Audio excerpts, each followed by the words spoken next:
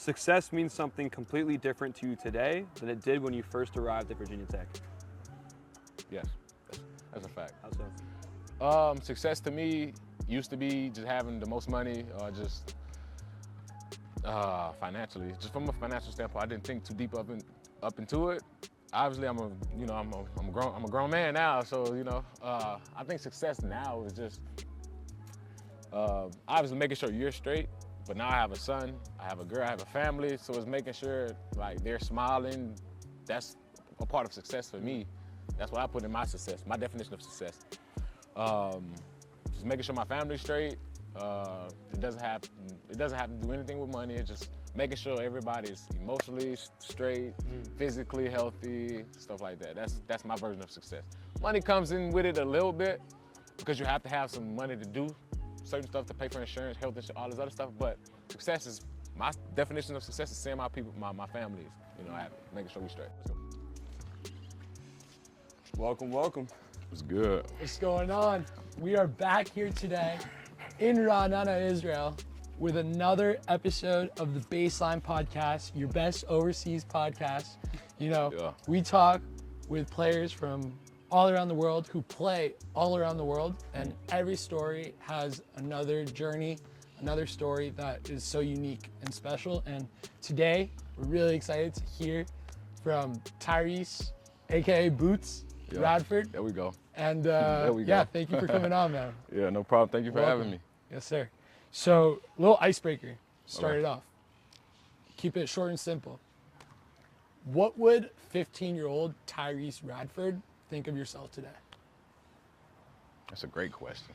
That's a great question to break the ice, bro. 15-year-old Tyrese Radford. Made you think on that one. Yeah, facts. I ain't gonna lie though. I honestly probably would just tell myself or just keep going, When I was 15, that was one of the toughest stages in my life, following or before losing my best friend at 16.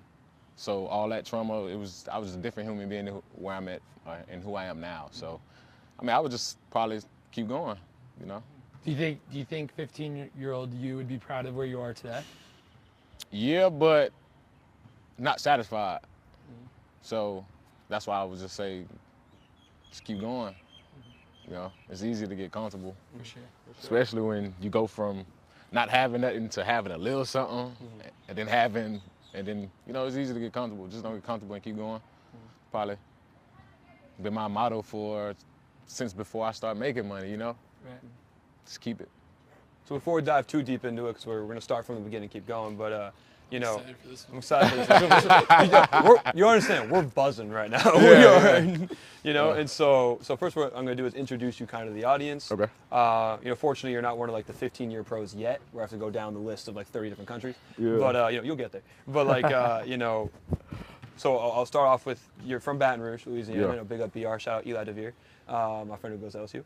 And, so you're from Baton Rouge, Louisiana, great culture there, great time, all that. Then you went over to Virginia Tech. Yeah. Blacksburg, I'm a huge hockey fan, but over to Virginia Tech, played 2 incredibly solid years there. Then you followed your coach, which we'll talk about, over to Texas A&M for 3 incredibly solid years, especially your last year, where you averaged over 17 a game. Absolutely killed it. From there, you went pro, and then you went over to Israel, in your second year. And so now kind of take us all the way back almost to the beginning of it, where the ball was first put in your hands, you're in BR, all that. Where does the love of the game come from? I wouldn't necessarily say the ball was put in my hand. My dad played basketball, and I heard he was a damn good athlete. The thing about that is my dad lost his parents when he was young.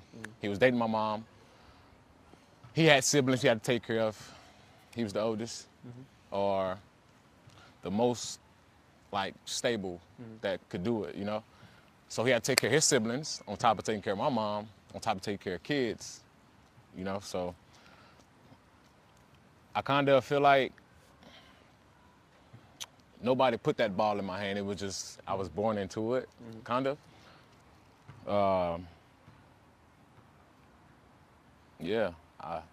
I think I grew love for the game when I was I think probably when I first touched. I started playing basketball when I was probably 4, 5, or 6, one of those ages. And ever since then, I never looked back. It was my go-to. I'm not in the house at certain times. I'm probably, my friends growing up, other than the people I went to school with that stayed around my house, was people that lived in group homes and stuff, you know, basically couldn't care for themselves or whatever. It was like older people. So I was playing basketball versus them. They was excited to play versus me. Some of them was like, had stuff going on with them. Like some people call them slow or just not up to par. But I mean, I look at them as normal people, and I had fun, and they helped me build my game, not knowing that's what was going to happen. But yeah. The hoopers? No, like they like that's what I'm saying. Like it wasn't even that they were hoopers. Like, don't get me wrong.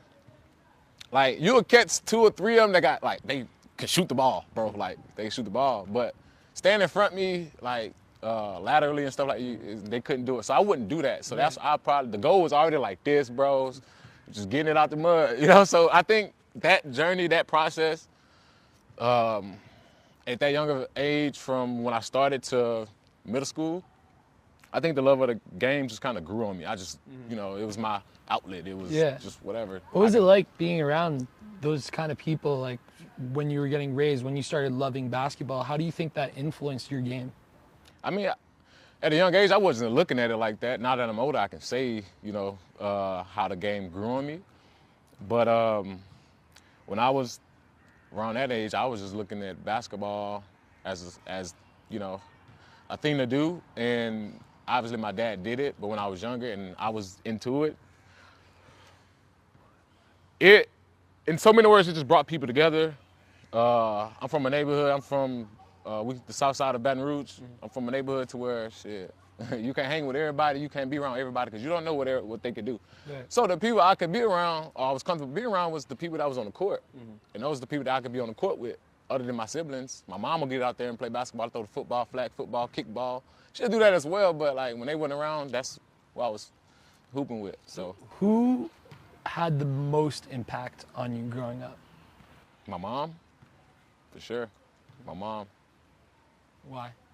Because she was the main character, man. Like, if you know what a mother's job is, and she did that and more. Yeah, that was. So her character, how does her character reflect on you? It was just how she handled situations. It was 4 kids, herself. A lot of the time was herself making it happen. I ain't seen my mama cry too much, but I've seen my mama cry and seen her deal with what it took to raise kids by herself and how hard it could be. Now that I'm older, I can see it. Like, I got a kid myself now. So I'm like, oh, you had 4 of these by you? You know what I'm saying? Like, yeah. So I would say just the impact. She was always there, didn't miss games. You know what I'm saying? She traveled. You know what I'm saying? Like, I'm not saying like my dad wasn't completely there. Nah, he was there for sure, you know? But my mom was the main character. So she had the biggest impact on my life, growing up and loving basketball.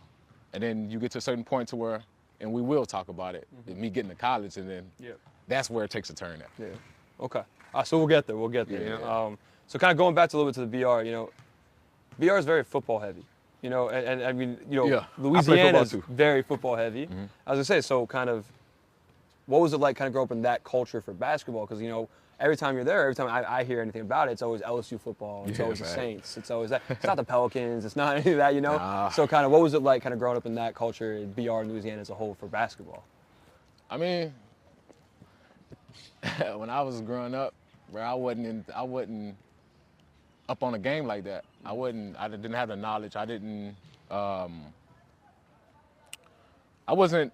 When I was around the game, don't get me wrong, I was playing AAU basketball, traveling whenever I could, whenever I wasn't in school, and my mom could have me on the court or just at practice, I'm there. But for us to like, having an input on that, when I was growing up, bro, I didn't believe I was going to college. I didn't believe you know what I'm saying? Like, so, yes, it was football heavy, but LSU basketball players at the time when I was growing up, Tyrese Thompson, Bo Spencer, like those type of players, you see run through the town and they doing stuff for the community and stuff. They'll even get on the court with you and hoop, you know? Garrett Temple played for LSU. His dad was my mom's boss, bro. Oh, wow.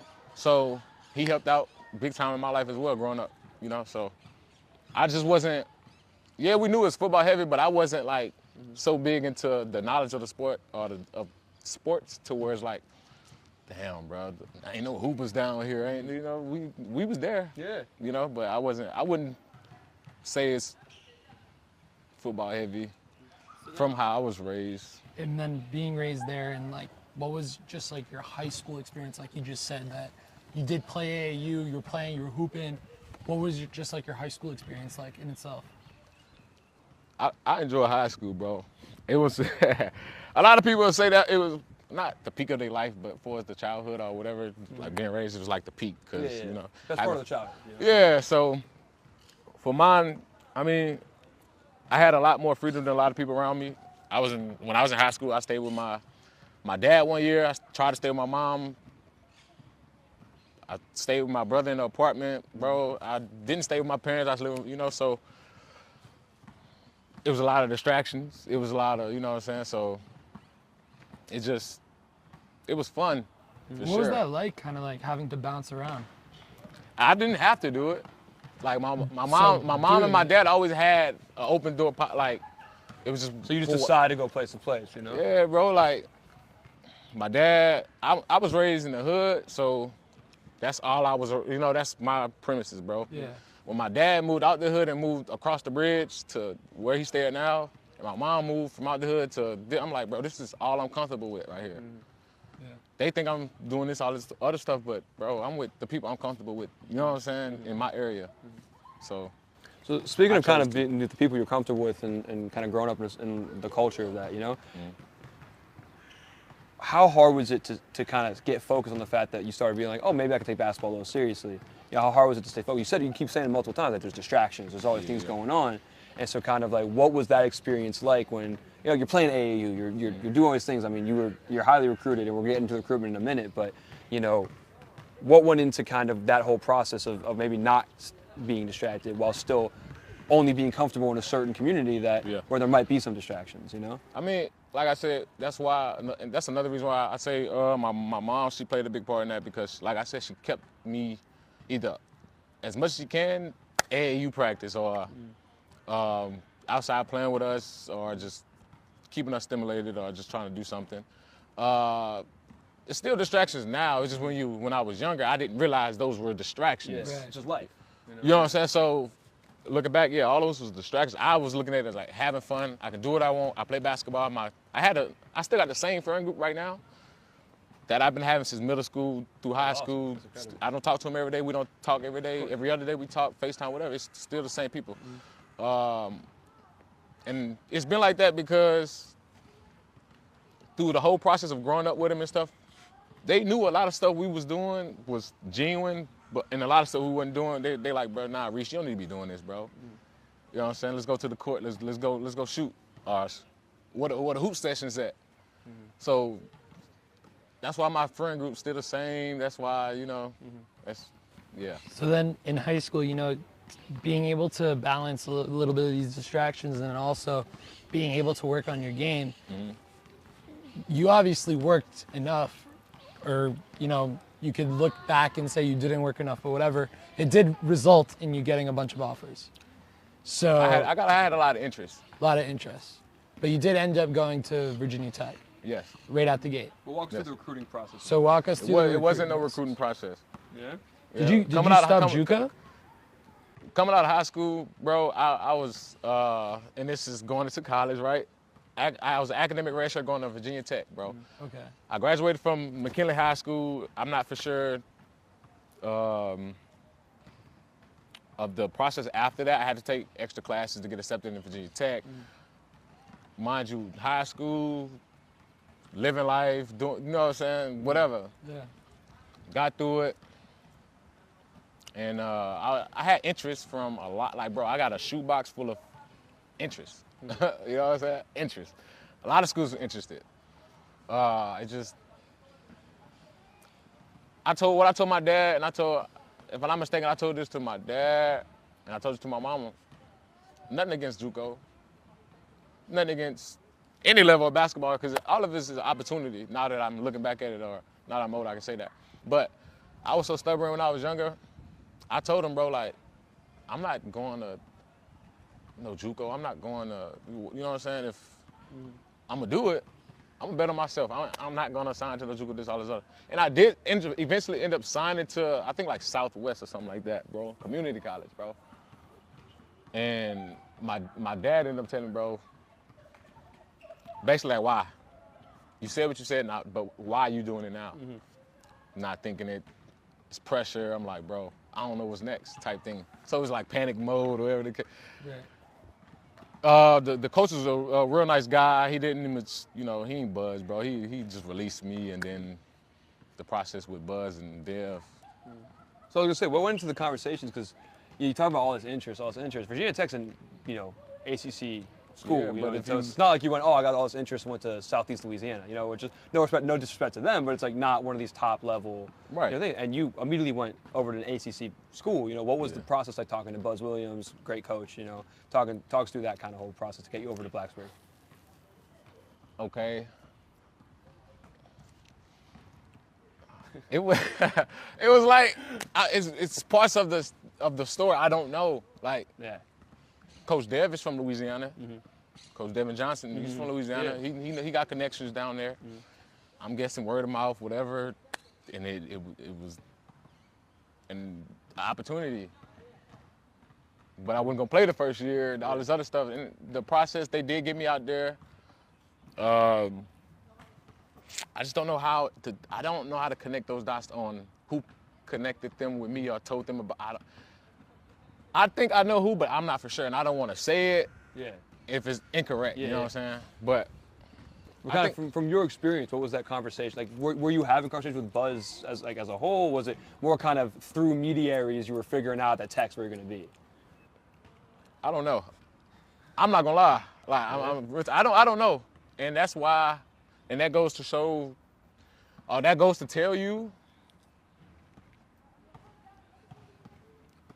I feel like on my side of it, why I stick by Buzz Williams so strong. He didn't have to do that. Coach Dev didn't have to do that. Whatever, you know. They just took a risk on me.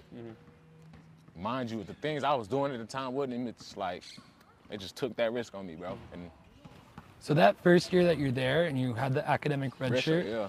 are you practicing? Yes, so everything you're but traveling. Okay, everything but traveling. And then what was that year like for you? Because you're not on the court only because you didn't have the grades. So, but you're also in practice and potentially, I don't know, I wasn't there, but killing other guards in practice. Okay. And you're not playing. Okay. So what was that year like for you just mentally? It was a learning year. Like I played, I was practicing and defending, like I said, some of the top players, bro. Like, well, all of the top players out of Virginia Tech. Nikhil Alexander Walker, Justin Robinson, Ahmed Hill, Kerry Blackshear, Ty Outlaw, Chris Clark, you know. Pro. That's what I'm saying. Landis Nolly, Yeah, Jonathan Kabongo, that's my guy. He had an injury. Now he's rapping. He's been rapping for a while. Yeah. Y'all need to go check him out, though. Jonathan Kabongo, Kabongo. Kabongo. He from Canada. But- And Chico, Isaiah Wilkins. Yeah, I call him Chico, yeah. But, yeah, like, it was a solid core group, you know? So I was defending them at practice, playing against them. It was just a year of learning. It was my first time being around so many other guys that was either better than me, we all had the same vision to get to the same place. I just, like, soaked it all in, bro. I think I left I left Baton Rouge 170 something weight-wise. Okay. Or pushing probably 180. I'm not for sure. I could call Wabisa. I forgot about my boy Wabisa Wabisa Beatty, Beatty, bro. bro. My fault, Beatty. We'll but- get into him in the next 2 years you're at, don't worry. Yeah, I would say I picked up, I don't know, about 20-pound fat, bro. Like, just muscle? bro, in high school, the coach tried to get us to lift weights. Bro, we in the hood, we wasn't touching weights. We just hooping, bro, you know? So to get on a routine, to get around guys with the same vision, with the same drive, it was good for me, bro. Also, you know, you talked a lot about growing up. You know, you said you were just living life, but also there were distractions, right? Yeah, for sure. And then also you said you faced a lot of adversity. You know, you talked about, I don't know how much you want to go into it. You said, you know, you losing your best friend, you had adversity going on with your family. You know, to then go into a place like Virginia Tech, and you know, Buzz Williams is known for kind of running a bit of a tight ship as well. You know, he's got to come in and immediately just be like, hey, you're a Warrior right now. is to kill, you know, Yeah, is to really become the best player you could be. What was that like, kind of go into that type of environment? I mean, with Buzz, he always kept it real with me, bro. Like, he told me I wouldn't, like, I was an academic red shirt. He knew I was coming from a place that my knowledge wasn't where it needed to be to have that conversation without explaining everything down to the T. So he broke down everything. I wasn't gonna play. I can do everything but travel, practice. You know, what he told me is just focus on school for 1 year. You know, and that's probably one of the most like life-changing things that happened to me. You know, Buzz giving me the opportunity and then setting the foundation and then basically understanding a lot of stuff I didn't understand, but helping me understand it. Mental. Like breaking it down like I'm in pre-K, whatever, just because he knew it was a big change. So he filled in that gap. So then in your first year that you play, so your second year, in your first year that you play about 27 minutes a game. I didn't start my very first game either. You play 32 games, you average 10 points, and something that's, for me, kind of surprising and like very accomplishing, you're averaging 6 rebounds a game as a guard going into your first college year. Okay. You know? So how did that first academic year, just practicing and everything, lead to this elite year? I mean, I could say it was the guys I was practicing with. It was the guys I was defending at practice. It was the guys I had to hit, bump. Man, Buzz had a drill. I promise you, Buzz had a drill to where I was on offense. He'd get a coach to throw the ball off the rebound, and he had Ahmed Hill and Justin Robinson like trying to stop me from getting the rebound. You know what I'm saying? It was just stuff like that. And it just showed, you know, and that was a year of that. Those type of drills. You know, Buzz got boot camp, all this other stuff to get you right, ready. My first time going through all that. Yeah, and it just showed, bro. It just, I don't know what else to say. It just showed. My dad could jump out the gym. I could say it's part of his gene, whatever the case may be, but I know, for what I know, that 1 year I took off, the next year, I wanted to be in that same system I was in, though. I wanted to be in that same bus system. And, you know, you want to be in the same bus system, and like also you guys, you had a bit of a rough year. I think you guys went 500. I think it was like 16-16. Yep. And you know, but you had it 16. As you said, Landers, Nolly, Naheem Aline, Jalen Cone, Wabisa Beatty, Hunter Couture. Like Facts. you had a hell of a team. Was it Kevin Naluma? He was next year. He was the next year. Next year. Next So year, that yeah. year, So you had Isaiah Wilkins. Who was out big that year? Your big was Ojiako. John. He was young cat. Young dude. Yeah. So you had him and you also had Naheem, Brendan Aline, Johnson and all that. So you had a sick Virginia Tech team. You know, one of the better rosters that Virginia Tech's had in a while. You know? I mean, listen, Chris Clark and all them, but like, you know. But you had that, so, you know, then having kind of a bit of a rough year after putting in all this kind of work and being part of this culture that is conducive to success, what was the mindset like only being, you know, kind of the output only being really like a 500 type team? And was there ever a doubt in your mind about being at Tech? No, because when I was, that second year, I still wasn't up on the knowledge of all of that. Like the 500, below 500. I wasn't up on the knowledge of all of that, bro. I just came to my second year out the trenches, bro. I'm just hooping. I'm here showing up, and I'm still living off what Buzz told me. You know what I'm saying? Just stick to the routine. Just, you know, this is the opportunity. So I was still in that stage, bro. So I wasn't up. Landers and Ollie try to talk. You know, they always talk basketball and other stuff. I was around, listening and stuff, but my year two, I wasn't up on the knowledge about all that. So I didn't really care about it. All I care about was winning or doing what I can do to help the chances of my team winning. That's it. I wouldn't worry about nothing else. So then you go into the second year at Tech, which... Third year. Well, third year, second year playing. Second year on the court. Second year on the court, third year at Tech, thank you. You know, and, you know, I think the season gets cut short because of COVID, if I'm not mistaken. Yeah. But y'all were doing well. I think you were 15-7 by the time it got cut. You know, and so this is where Aluma was there. What? Yeah. Crazy, you know that. This is where Aluma is. This is where, you know, this is where Cardiar. This is where all these guys kind of start coming into play. Oh, I forgot my boy. Yeah, you know, I got you, bro. You got questions. You want to know who's on it? I got you.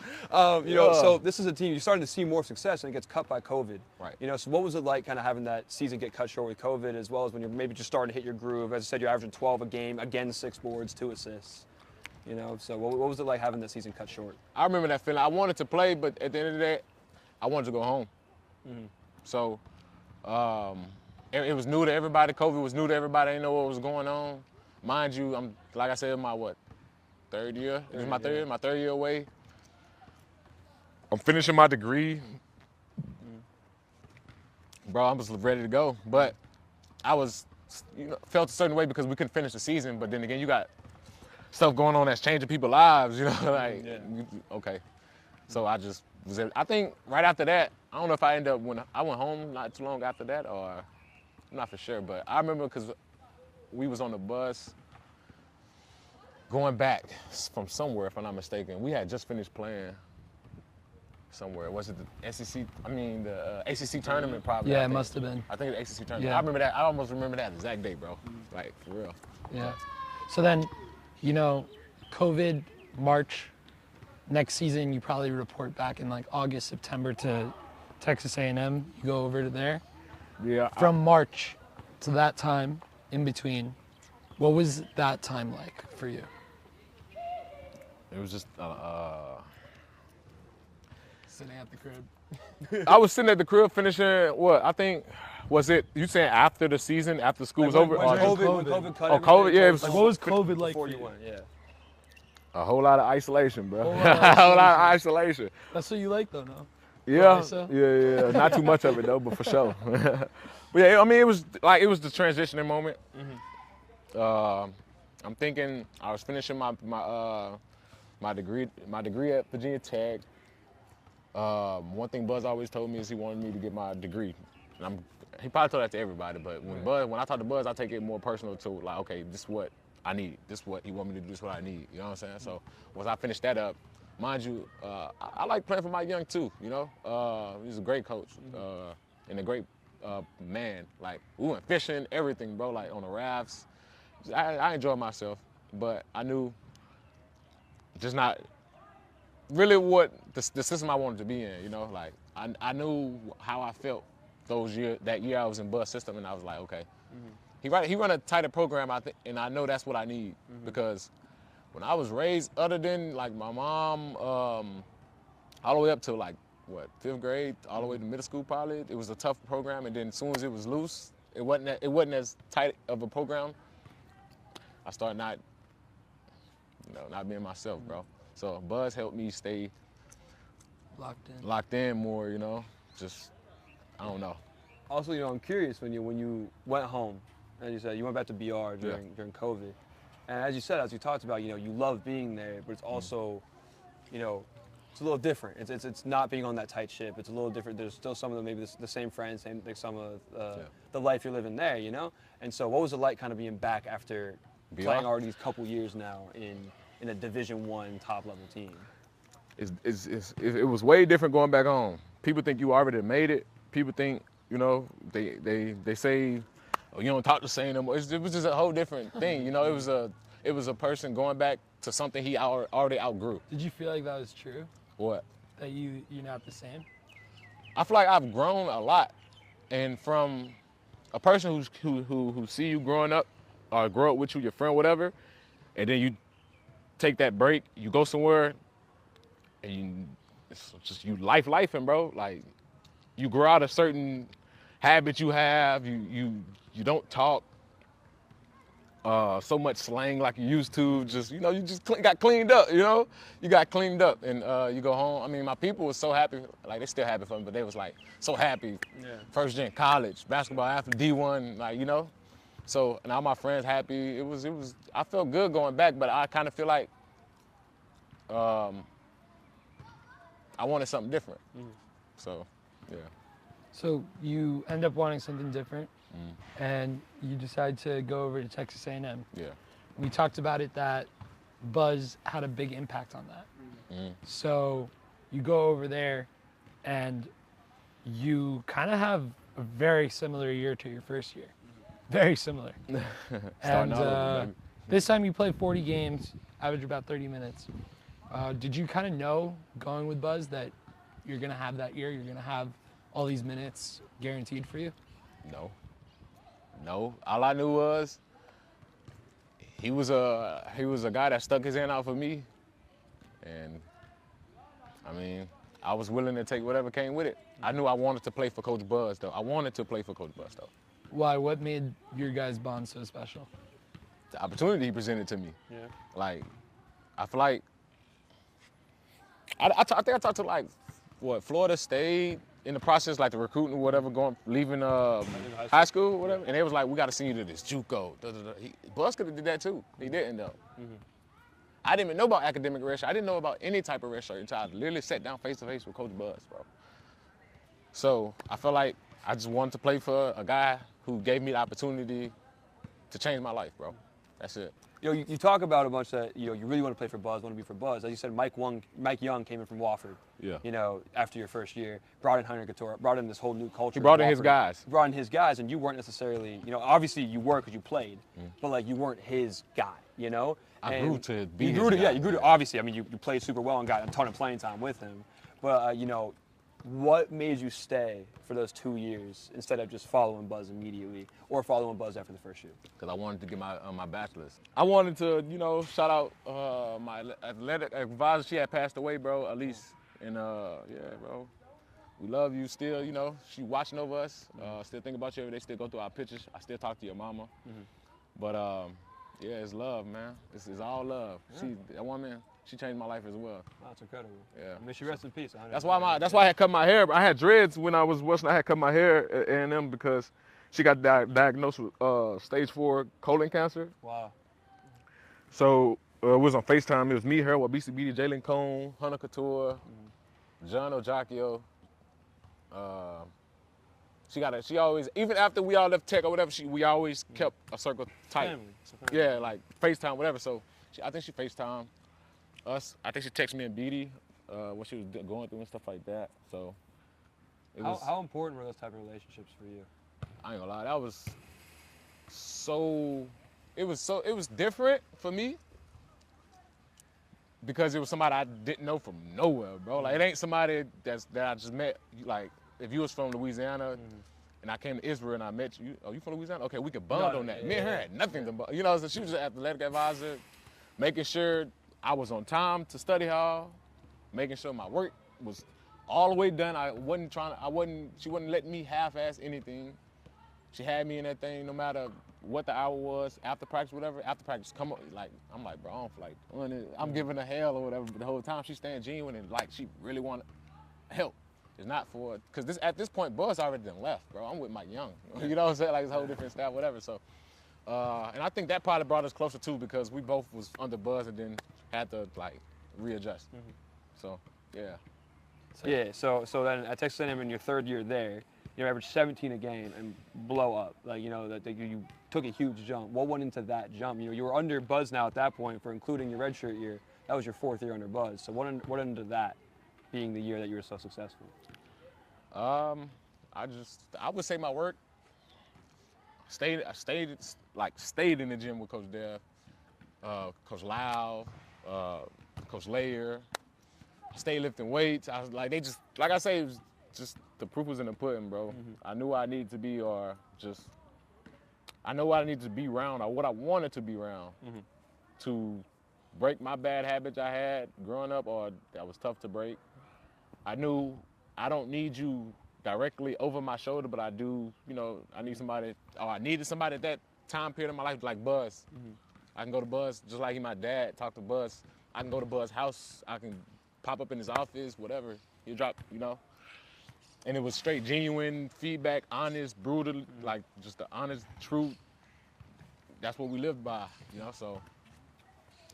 Also, what was it like, you and Wade Taylor were a hell of a backcourt. That's my dog. Like what, 19 and 17 a game? Like you guys were probably the best backcourt in the SEC, if not the whole country. What was it like to be a part of that kind of backcourt? It was fun, man. That was everything, bro. We got this tattoo right here together. You got matching tattoos with Wade Taylor? Well, me, Coach Buzz, Wade. That's awesome. Andy, Rock. That's awesome. Love is magic, man. Like, that's incredible. That was like the theme of our year. That one of those years is the theme of the year. But man, I love playing with Wade, man. Like I love playing with Wade. Do you think that transferring to Texas A&M was one of like the more important decisions of your career? Yes. Yes. Yes. Why yes? Because for one, it was just choosing. At that time, it was like choosing what I felt like I was comfortable with or something I knew I needed for my career. So something I was comfortable with was knowing that my young system ain't as strict as Buzz, and I know I can. If I was the type of person, whatever, I know what I can get away with. I can use I can use that some as leverage. Yeah. With Buzz is like none of that shit, bro. Like to be straight up, throw everything out the window when it comes to, like Buzz ain't trying to hit none of that, bro. Like honest truth, hard work, and you ain't cutting no corners. You ain't got a thought to even do none of that. Yeah. That's what I needed.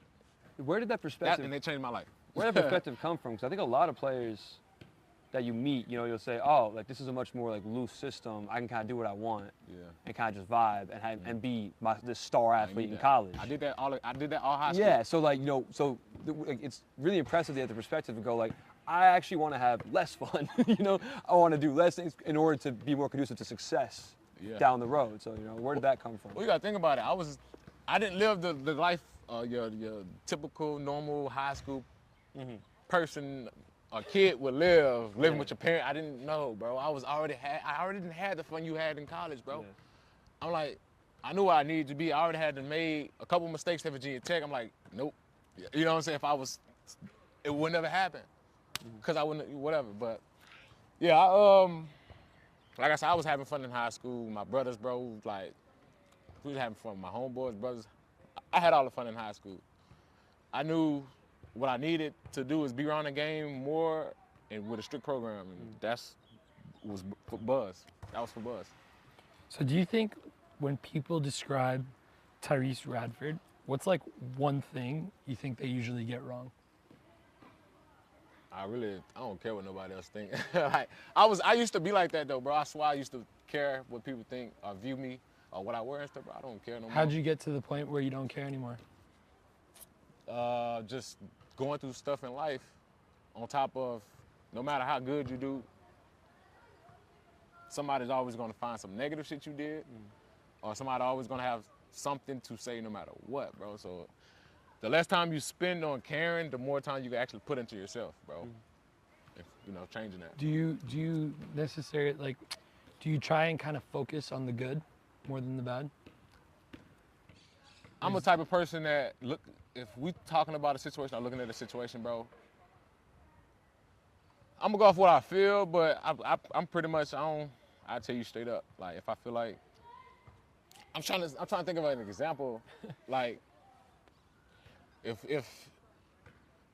and it could sound like effed up, bro, but like if we going into a game, bro, and I see the energy's not right, this and that, in my head, I'm like, if they don't fix this shit, we finna fucking lose. I know it, man. Do you ever try to fix it yourself? I try, and I always tell myself I need to be I need to be more vocal.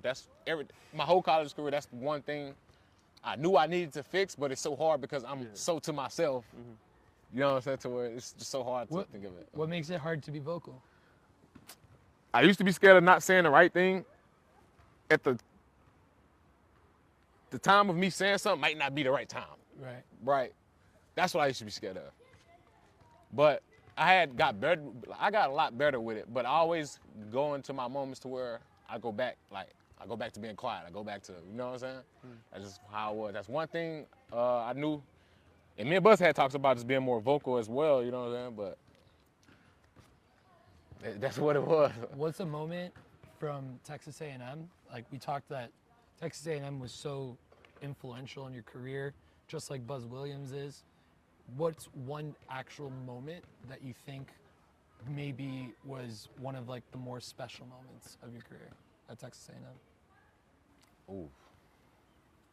This was a special moment right here, but nah, it was I don't know, bro. What was that moment I would say every year I played with Buzz, every year I played for Buzz was different. It was tough.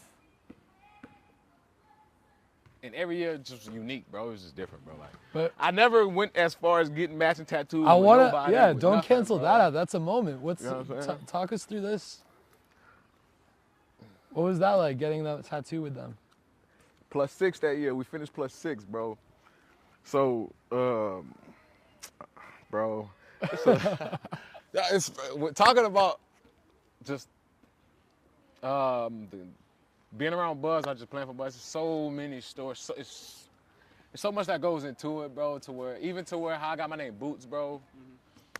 I can tell you how I got the name Boots, but I genuinely want Buzz to just go ahead, tell the world, bro. Buzz isn't here today, so Yeah, how'd you get the Boots name? To make a long story short, I'm tough. Well, I'm not even gonna say I'm tough. I'm gonna just say my game is tough as boot leather. That's how I would put it. But it's like you never saw a pair of boots. People down south wear boots, right? So you never see a pair of boots with holes in them, whatever, because the type of material it's made out of is leather. It's tough, boot leather, tough. It's, you know, my You're game. tough. It's that grit, you know. When I be around Buzz, I'm like, he be like, like, yeah, bro. I say, yeah. So but it's stuck in the basketball world. It's stuck, and I just ran with it, bro. So then, Texas A&M comes to an end, right? As every college career, it has to end at some point. Yeah. Can't study for so long, although I wish I had 1 more year. There are guys who do make a way of getting 6-7 years in college somehow. Well, you got 6. I got 6. Couple sentences to sum up your college career. My college career. What do you take from it? I take from my college career, man. Long career. It's fun. Bro, you're looking like longingly into the Yeah. bag. This is awesome to see, you know. Like a lot of people look on their past. I only look at it like that though because you talking about a kid who thought he couldn't even do this. You know what I'm saying? So if I got to take time to reflect and look back, I can't just pick one moment or whatever that was so special. But I would just say through all of my years of college, playing for my young, playing for Buzz, the transitioning colleges, the people, the everything, players, teammates. I feel like my story shaped how I was, and this specifically talking about me following Buzz is because I knew what I wanted for myself, and I knew how I was when I didn't have. I knew how I was when I had too much freedom and needed to be consistent basketball-wise, all this other stuff. And I think that decision of me picking that I would consider be the highlight of my whole collegiate career because I feel like that changes everything. If I stay there or if I leave, it just changes everything. So from all of my college years, I would just say just go with what you feel more than what feels right, if that makes sense. For sure. Because when I was with Mike Young, yeah, it felt right because I'm like, damn, I'm a star athlete. We got practice in the middle of the day. I got all it. Like, I'm like, damn, I can be chilling. Man, we finna go do this. With Buzz, I'm like, I ain't doing this. I gotta wake up at 6 a.m., bro. I got boot camp. We got practice. We got weights. They're gonna get us some food. I'm finna just go home, play the game, relax. I gotta be right back up at 6. I think those are the decisions that, you know, that kind of shaped my career my collegiate career on that. I think it's so interesting because I think so many college fans don't understand what goes into these transfers and go into these experiences of the athletes. You know, I remember when you transferred because I've been a Hokie fan my whole life. You know, Yeah, I remember I when you had so many DMs. we all were bro. like, Oh "Damn, my God. dude, Yeah, I like had so really?" many DMs. Because you were killing it. We were Yeah, like, I had so "Damn, many like you're DMs, going out and you know, I think hopefully Hokie fans will hear this and they'll see like what went into it is honestly such a respectable and beautiful thing. You know, of just you were really trying to do what was best for you and your experience. And, and so like I think. Sometimes it's like as a fan, there's a step back to be taken. It's like this is a young man who is chasing a dream, and and what does that look like for each person? And and it's for you, and you're walking us through it, and it's a beautiful journey. So, yeah, it was different. They still have Hokies that reach out to me in my DM, check on me every time I post my son. You know, every time I post my girl, they respond. Every time I post basketball clips, they like them, whatever. They still reach out, bro. Like they still reach out. No hard feelings. It was a business move. You know. It was a business move.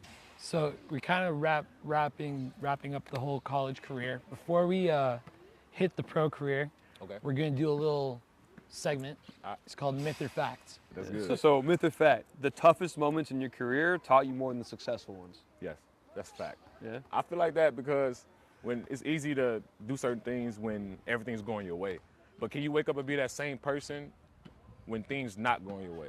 And that's what's more important. That's how you, that's the purpose of like staying consistent or trying to be consistent no matter if things going your way or not, because I mean, it's deeper than being a human being. Just you a man, you a man, you a man, you know? So a lot of things in this world gonna beat us up or whatever, but can you wake up and be that same consistent person, bro? Yeah. Just, that's all that matters. So, yeah. So myth or fact, playing overseas has challenged you more mentally than physically. Yes, I say that's a fact. Why?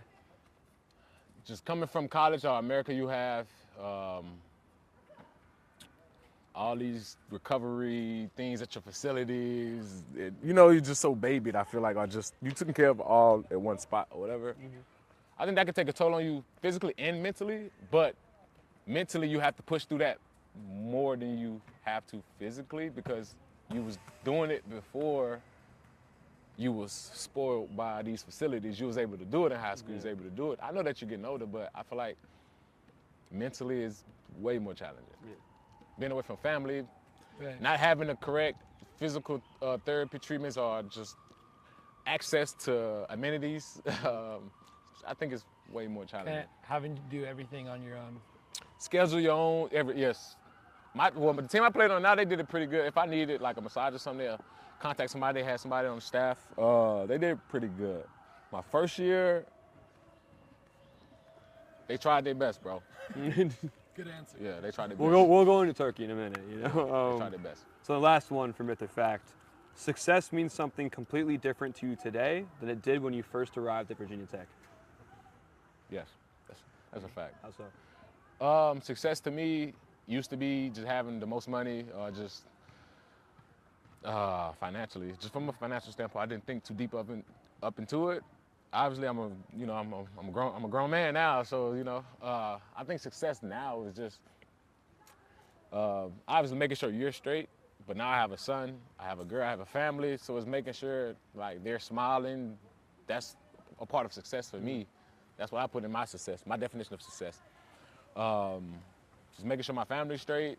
It doesn't have to do anything with money. It's just making sure everybody's emotionally straight, physically healthy, stuff like that. That's my version of success.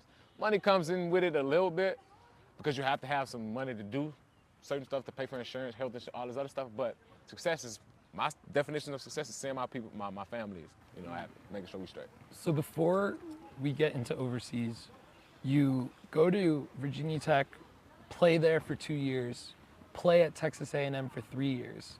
At the highest stage, you also average like 17 points a game in your last year, and draft night comes around. What was draft night like for you and you realized that your name wasn't going to get called? Well, I knew my name was going to get called,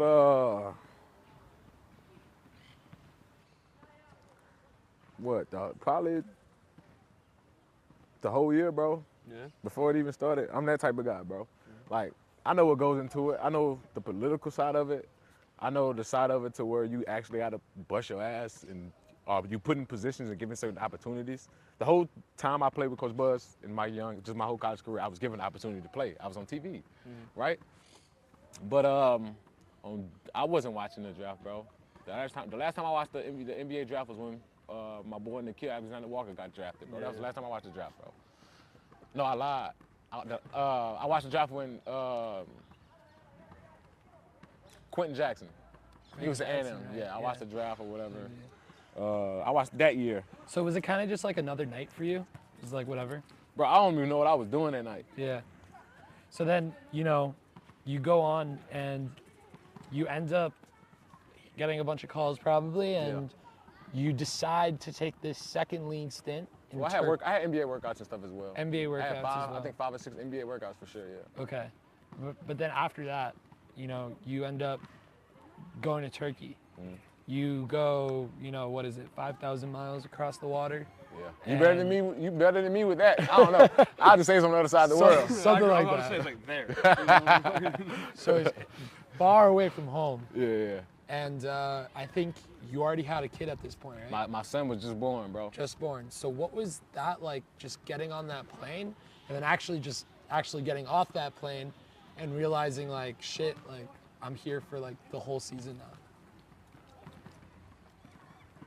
It was new to me. I didn't have my son. My girlfriend had my son day before my birthday, April 21st. Oh. My birthday, April 22nd, right? So I had from then all the way to August, mind you, I was traveling, NBA workouts, summer leagues, Spurs, stuff like that. So all the way up into traveling to Turkey, when I got off the plane, when I made it down there and got situated, bro, I think everything was still kind of hitting me. Like, I knew what was going on, but I just ain't. Everything was just hitting me. I'm in a new country. I'm starting fresh with my professional career. I'm actually a pro now. I think everything was just all hitting me. Haven't hit me yet. I just was happy, excited to get started, bro. Like, this is what I dreamed of since I was in high school. I always told my dad I wanted to go overseas to play basketball. Really? Yes. You said you wanted to go overseas in high school? Yeah, that's only because I didn't believe I was gonna make it to college, bro. But you knew about overseas basketball? Yeah. How'd you know? I feel like when we talk to so many people, like they don't know anything about overseas basketball. How kind of did you know from a young age, like, oh yeah, I'll go play in like France, you know, like? Well, I was in the trenches, and I was like just money. Like, you couldn't get no money going to college back then. True. So I was like overseas. I wasn't like overseas. I called my dad like right a now. He told me the 9-year-old same go thing. play, and Like, you're bro, like, oh. I was like, I told my dad, and my dad told me, and this is why I love my dad so much and I respect him. This is one of the reasons. He looked me in my face and told me, stop selling yourself short. Thanks. And that's when an opportunity presented itself to go to college, and I went to college. So then you had this like vision of overseas basketball from high school. Yeah. You tear it up. I ain't know what overseas looked like. No, so you tear it up in college. Yeah. You don't know what overseas looks like, and you get No. off that plane. You know, what was like, shit? Like I'm overseas. What was the biggest shock when you first got to Turkey? Shit, the language barrier. Language barrier. But I had a translator in my contract, so they had one on the team. Wherever we went, if we needed him to come, whatever, translate, whatever. So he made my life a lot easier. I was happy. I was excited, bro. I was out the country. I'm getting paid for what I do. I'm like, Averaging 20 a game. yeah, you know what I'm saying? I'm like, yeah, you know. Why was it that after averaging 17 at a high major school, that you ended up starting your career second division in Turkey? I had signed with an agent, bro, just based off what somebody in my family signed to him, you know? And shit, I just let him do his work. Whatever he could do, he could do. You know, I know how to get myself out of certain situations. I've been doing that my whole life. Yeah. And there's only a certain time, you know, I know I wasn't dumb to everything overseas, like, but I was up on a little bit of knowledge. Like I knew, you know what I'm saying? Like you got to start somewhere, and you know, obviously probably won't be the best. I knew I had a real good college career, and I was thinking that was gonna help. But I mean, from my understanding, they was basically saying, shit, you ain't do that over here.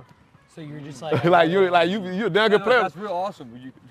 Yeah, like he was like, they was like, your resume is good, but you like, it was, to me, it was like your resume is good, but I mean, you ain't doing none of that in this country. So you gotta it's like starting over. It's just like me starting AAU basketball again now. So that was just kind of like a chip on your shoulder, and you're just like, I gotta go kill now another year to show myself. Yeah, all I needed was the opportunity. So then, you know, from there you come over to Israel. Walk us through that kind of, you know, whole coming over here. What was your first experience like? You know, what went into that move? First of all, I hesitated on accepting the contract because I didn't know. All I knew was what social media told me, you know? Luckily, I played basketball in college with pros that played over here. Ahmed Hill, you know, Chris Clark was over here now, whatever. So I hit him up. I reached out, tried to see what was really going on. Got videos sent to me of missiles. I'm like, oh, like what, bro? This what y'all?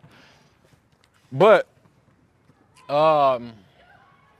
like, when I go to certain people when I ask certain questions, because I know, like they're gonna be honest and don't care, and they know I'm asking for a reason, like a real reason, so like they wouldn't sugarcoat anything. That's why they sent me the video. They're like, shit, when I was there, this was what was going on.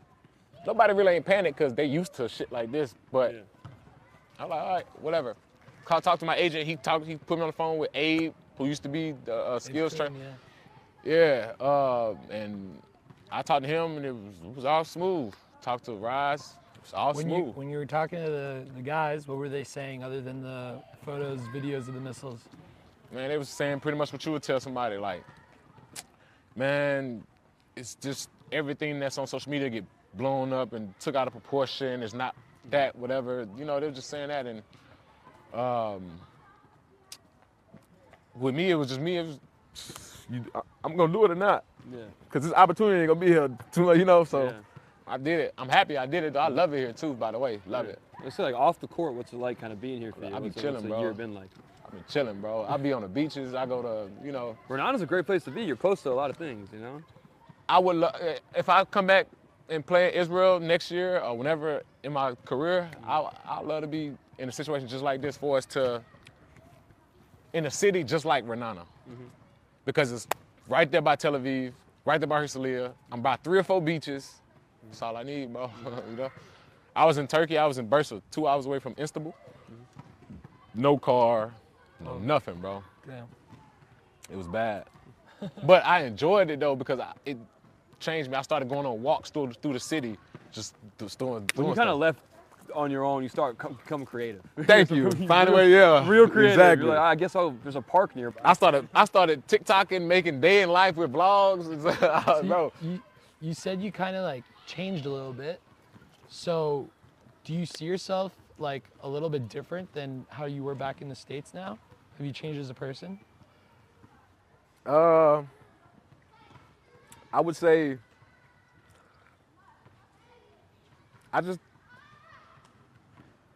yeah, I've changed a lot as a person, as a man, as a father, just being away from everybody, by myself, learning just what I want, what I feel, really thinking. A lot of people don't know how to sit by themselves in a room because your inner thoughts get to chirping and they don't know how to like silence that or whatever. And I learned how to do that a long time ago, but overseas wise, when I literally nobody to run to, nobody house I can sleep at that's, you know, family. It's like, okay, you gotta learn how to deal with this. Once you do that, you fine, bro. How hard has it been, you know, you've talked about your girlfriend and your son multiple times, you know, they're not here this year. And so how hard has it been to kind of enjoy your time here, live your best life here, kill on the court, 16 and a half a game here, but then also, as you said, like you don't have that like rock that's with you, you know, actually there when you're waiting for you at home, they're waiting for you across the sea. Yeah, I mean, it was tough, but we get through it. We do what we gotta do to, you know, make it work for however long we gotta do it. So it's a process though, you know what I'm saying? Like to be strong doing this away, not the next state, not the next country, Over there, you know what I'm saying? Like you gotta be, you know, you gotta actually want it. You gotta same stuff with the basketball, bro. You can take me or bring me to any country to play basketball. We can do anything off the court, but I know what I came here to do. Play basketball. I'm trying to get paid, trying to level up. So, I mean, if you really want it, you'll make it work out. So let's take it back to on the court. What did you kind of think about this year, about kind of just like Israeli basketball, the league? Did you like it? Seemed like you liked it. I had fun, how you bro. played. I had fun. What kind of surprised you the most about this league? I don't really think that surprised me yet. Okay. I don't really think that surprised me yet. I love kinda think basketball, of bro. The style here. Turkey was aggressive, Israel aggressive. The only thing about Turkey and Israel, to me, I feel like the local players here are more aggressive than the local players in Turkey that was on the team. That's how I feel like.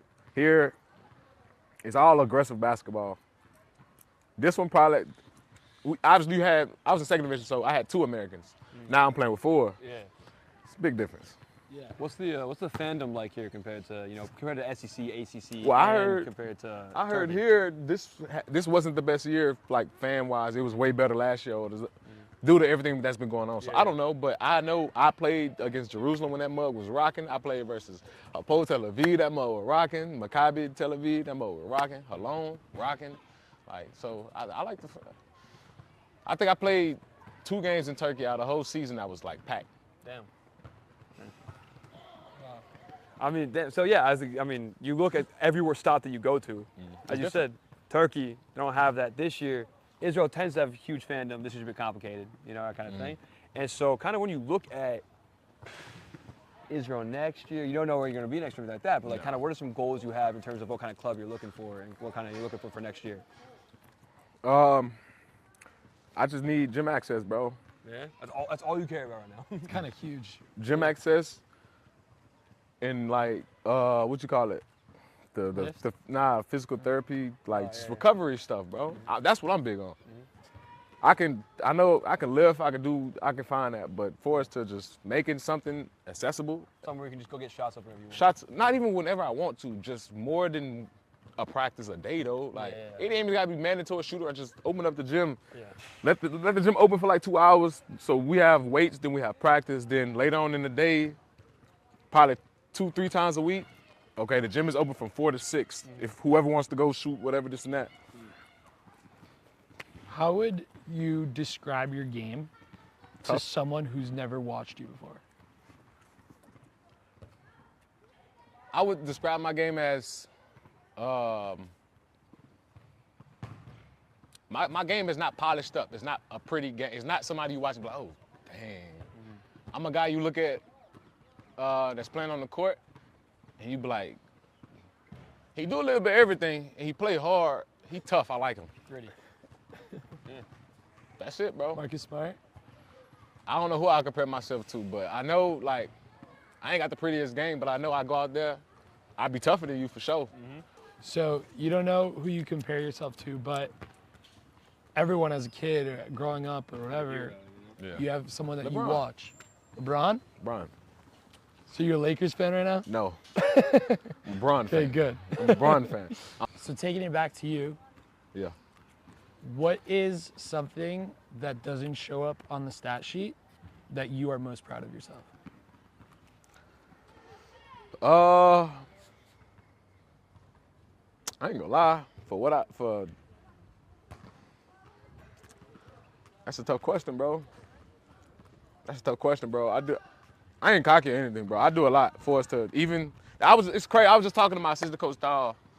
I was telling him, next season, wherever I'm at, where I'm playing for, what I need to work on, I feel like this summer is just filling in my blank. I can score the game. I can start the game scoring 2 points and still be in the game for the next 10 minutes and won't score again until like the second quarter, third quarter. I know I'm doing stuff that don't show up on a stat sheet there, like playing defense. I go rebound, and I don't get the rebound, but I got a fingertip on it. And my teammate got it. So I do stuff like that, which comes from Buzz, bro. All this talking terminology comes from Buzz. A fingertip changes everything. That's a quote shirt. For Buzz, I'm gonna ask Buzz. I gotta text Buzz though. I'm gonna text him and ask him how many quote shirts should I have. So love and magic is one. Team bus number 1 is another quote shirt. Fingertip changes everything is a quote shirt. Yeah. Like I have like this. Yeah, you got that's so. What I'm saying is the way that Buzz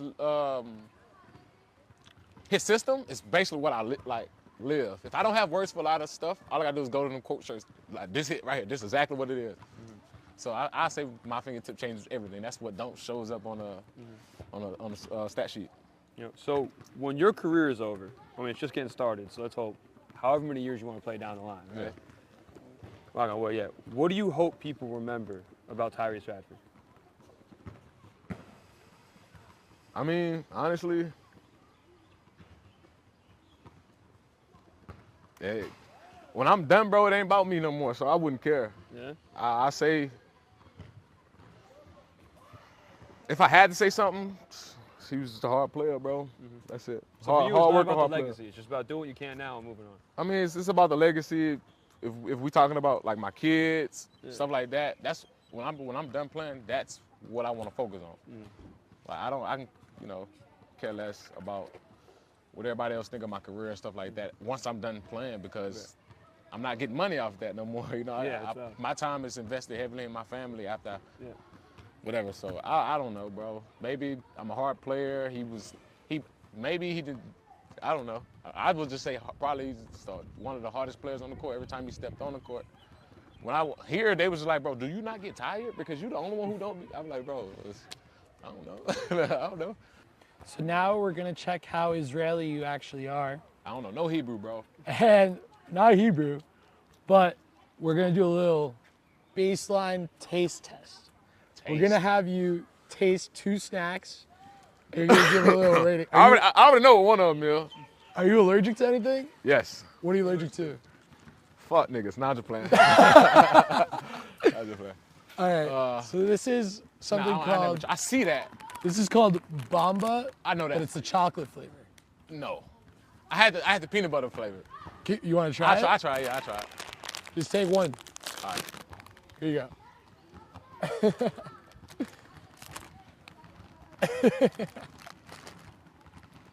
I took 2. Bro, take as many as you want. Nah, I ain't trying to do that, but that ain't bad though. For all my Americans, when y'all was growing up, they had these white little candies, bro. And it was made with, I think it was white, and it had peanut butter inside of it. And it's a clear paper, and it got black pinstripes on it. That's what that tastes like. I forget what it is. I think it's like a Chico stick or something like that, bro. It tastes just like it. What do you rate it? I like peanut butter. I'm gonna rate that probably 7.5. 7.5? All right. All right. This is the next one. Just a chocolate wafer. I love wafers. Oh, so the American way is Israeli wafer. Vanilla though, French vanilla. Or the lemon ones, those are fire. Nah? No, I look crazy? All right, I like the lemon ones. What? I fuck with the lemon ones, I'm not gonna lie. I never even heard. I like those a lot. All right, I'm gonna stand by, I stick with it. I ain't judging you. It's a safe space. I don't know, it feels a little judging. I was like, lemon, I never heard that before. I like them, but I wouldn't buy them. We call this in Hebrew buffalo. Who? Buffalo. Buffalo? Buffalo. Oh, buffalo. Buffalo. Buffalo. Yeah. See, I like that, but I like French vanilla wafers. I love them. French vanilla Those wafers. are a staple in my house. We have them every week. So before we wrap up, we have a little segment that we like to do. Okay. Our OG segment. What is it? It is the shot clock segment. Okay. We're gonna have some rapid fire questions. 30 seconds, college shot 30 clock. seconds, I college bet. shot clock. You can pass, but you want to try and get as many answers as you can. What's the record? Ooh. I think it's like 8. Dang. How much time? 30 seconds. All right, bet. All right, you ready? You go first. Yeah, you ready? 3, 2, 1, go. Favorite Hebrew word. Shabbat. Favorite basketball sneaker. Sneaker? Yeah. LeBron. Toughest player you've guarded. Isaiah Wong. Most underrated teammate. Solo Washington. Favorite city in the world. Baton Rouge, baby. Favorite clothing. Supreme. Dream vacation destination. Thailand. Louisiana food or Texas food? Louisiana food. One NBA player you modeled your game after. Ant. One thing people don't know about Tyrese Radford. Last one. That's hard, bro. That's a hard one. They don't know a lot.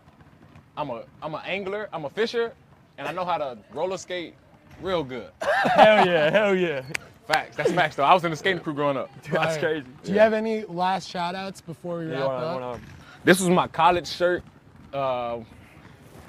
It's boots.